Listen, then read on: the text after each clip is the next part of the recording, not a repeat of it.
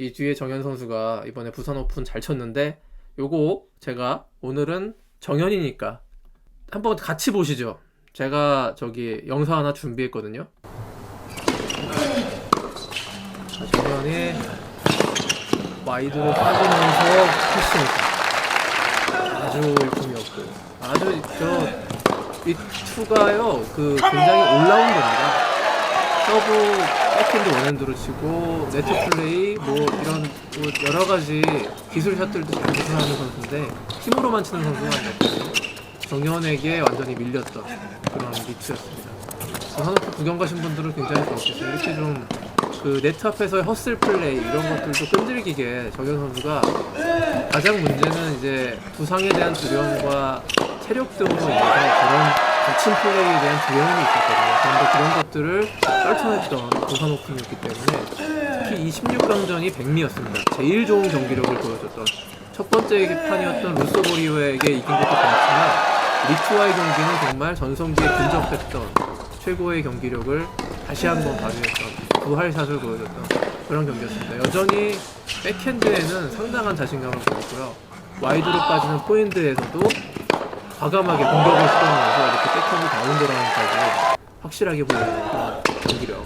그 다음에 리턴 에이스가 마지막 3세트에서 판도를 가릴 수 있을 정도로 정현에게 백핸드 주고 들어오는 거는 좀 사실 작전이 틀린 거였죠. 정현에게 포핸드는 몰라도 백핸드를 주고 들어오는 것은 굉장히 좀 리스키한 샷입니다. 정현에 대해서 작전 분석이 안 돼 있거나 좀 과신했거나 그런 거라고 보여지고 이렇게 마지막 매치 포인트까지 왔는데 자, 포핸드로는 안정적인 공격을 체크했고 백핸드로 치고 들어가는 어프로치를 해서 발리를 끝내가는 발리의 완성도가 굉장히 높아졌던 정현이에요. 정현이 네트 플레이에서 발리를 잘해야 되는 이유가 뭐냐면은 그러니까 정현이 예전 같은 몸은 아니에요. 예전에 우리가 정현을 말하는 늪 테니스라고 하죠.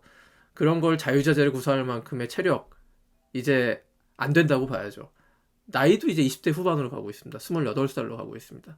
그런 상황에서 정현의 장기인 백핸드를 살리면서 포인트를 오래 끌고 가지 않는 방법은 무엇이냐? 백핸드 치고 들어가는 거겠죠. 그래서 저는 이번에 리투와의 경기에서 마지막 3세트에서 보여줬던 연속 포인트 치고 들어가는 그런 공격 패턴을 조금 더 날카롭게 다듬으면 정현 선수 곧 우리가 투어에서 볼 수도 있지 않을까 그런 생각을 했고요. 전체적인 느낌은 역시 백핸드는 월드 클래스가 맞다. 그리고 무브먼트 좌우로 움직이는 무브먼트 앞뒤로의 움직임 네트 앞에서의 헛슬 플레이 이런 것들이 전성기 때만큼은 아니지만 이제 한 70, 80은 올라온 거 아닌가 그런 생각이 들고 끈질긴 수비 탄탄한 리턴 여전히 정연표 테니스를 그대로 간직하면서 부산 오픈 우리나라에서 열리는 가장 큰 대회입니다. 125점이 부여되는 랭킹 포인트 여기서 8강 진출을 해가지고 16점의 랭킹 포인트를 획득을 했고요. 그래서 다음 주에 또 큰 폭의 랭킹 상승이 생겨서 430위권 정도로 이렇게 올라간다고 합니다. 이런 추세대로 가고 그 다음 주에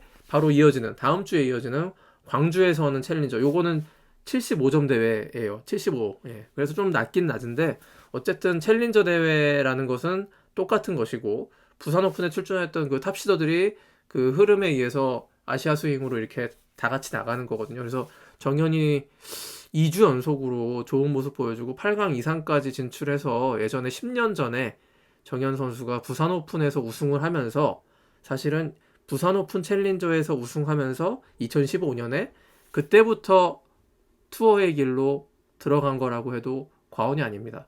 그리고 2017년 넥젠 파이널 우승을 했고 2018년 호주 오픈에서 4강 진출이라는 대형 사고를 친 게 정현이기 때문에 이런 흐름 굉장히 기대가 되고 있고요.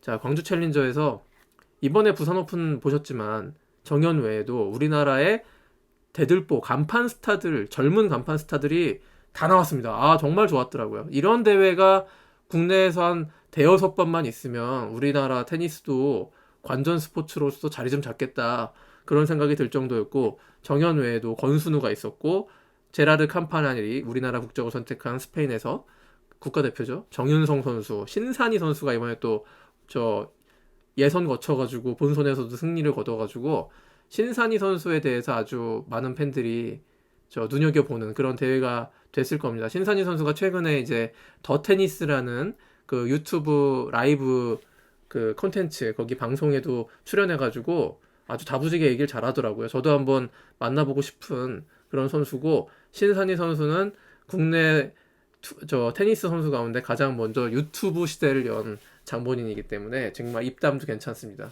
저도 한번 꼭 만나보고 싶은 선수인데 요즘 제가 다른 일로 바빠가지고 테니스장을 못 갑니다.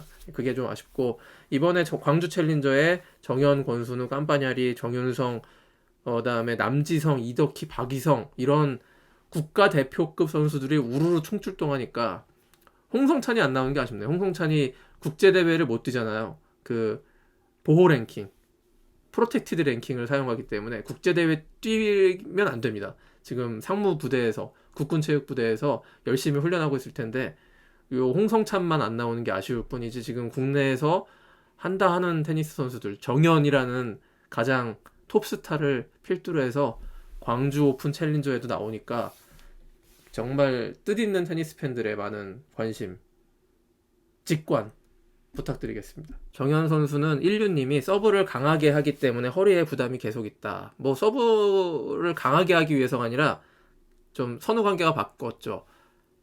허리가 아파서 허리 부상에 대한 우려로 서브 폼을 바꿨습니다. 그래서 그 허리에 부담을 최대한 주지 않는 자세로 하다 보니까 토스를 굉장히 높게 띄우고 그 두 다리를 그냥 뭐 움직이지 않고 좁게 선 상태에서 이렇게 와인드업을 해서 때리는 그런 트로피 자세가 조금은 좀 부자연스러운 모습으로 보이는데, 이제 좀 많이 보니까 익숙해지더라고요. 그런 높은 토스를 통해서 때려서 슬라이스 서브를 주로 많이 넣거든요. 정현 선수는 허리에 대한 통증을 최소화하는 자세를 찾았다, 이렇게 인터뷰를 한 적이 있습니다. 요거는 그래서 정현 선수가 과거 메이저 4강 신화를 다시 재현하기 위해서는 좀 더 강한 서브가 필요한데, 그거는 현재 몸을 보호해야 되기 때문에 거기까지 지금 나가는 거는 무리라고 판단됩니다. 일단은 세계 랭킹 100위권, 그래서 그랜드슬램 예선 뛰기, 투어 대회에 예선 뛰기, 여기까지 만들어 놓는 게 정현 선수의 올해 목표라고 저는 보수적으로 잡았을 때 그렇게 보는 게 어떨까 싶어요. 그래서 부산과 광주 챌린저 연속으로 랭킹 포인트를 굉장히 무슨 보약 먹듯이 많이 따서 이렇게 다시 국제 투어 무대로 진출하는 발판으로 삼았으면 하는 마음이 있습니다. 이렇게 정현 선수 부산 오픈의 활약에 대해서 얘기를 나눠봤습니다. 한 25분 동안. 예, 정현의 스타파워, 한번 메이저 4강 신화를 이뤘던 선수였기 때문에 잊지 않고 있습니다. 많은 팬들이.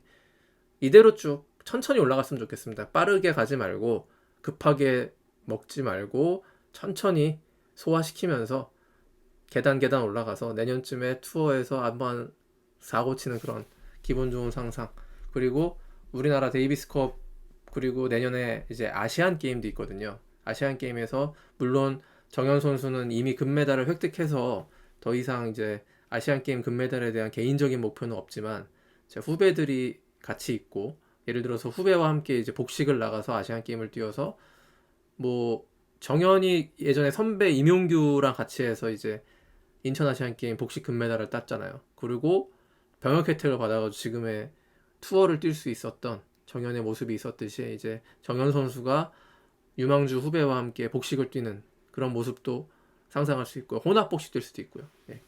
그런 때까지 좀 정현 선수가 계속 아프지 않고 잘 올라왔으면 하는 그런 마음입니다.